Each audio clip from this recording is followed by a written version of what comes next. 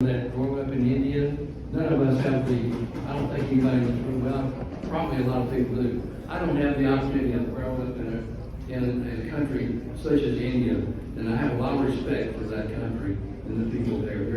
Their ancestry goes back thousands of years. Ours goes back to what 250 is a union here.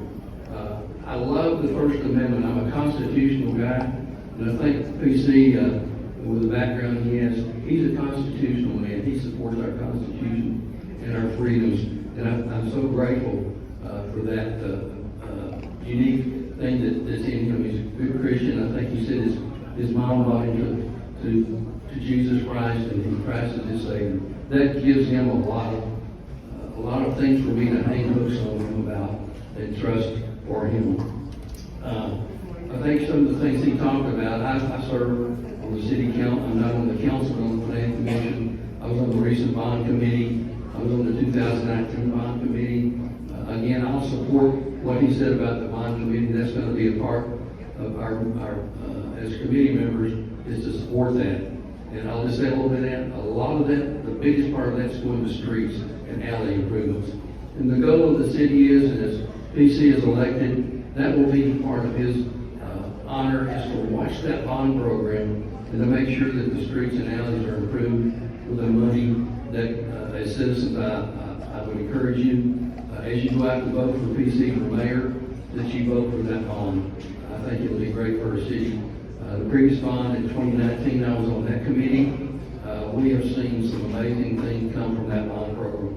And our current mayor and council have done a good job, and I would encourage PC to continue pushing that 2019 bond. A lot of great facilities came out of that bond issue.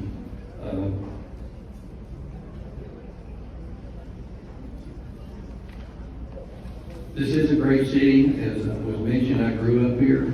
I was born here. I grew up on the farm, so I know what work is. My dad taught me work when I was about this high, and it doesn't bother me to work. So I'm glad to represent PC and work for him in the days ahead to become the next mayor of our city of Garland. Now, he talked about a runoff. I think it would be neat if he was elected in the first round. Let us all pray for that. Miracles happen occasionally. More likely it'll be a runoff, but I'm gonna wish that we don't have a runoff. That he just gets elected in the first vote. And when you get out the vote, don't forget about the bond. As a part of that bond committee, I would recommend it. As he said, and that's the big part of it, it's a no tax increase bond. So that you can't lose from getting improvements without having to pay more taxes. Now, he doesn't control taxes. We've all seen our taxes increase over the years because our taxing authorities, appraisal district raises those rates. We don't control that. But he says we can, as a city, we can control the rates we charge you by the tax rates.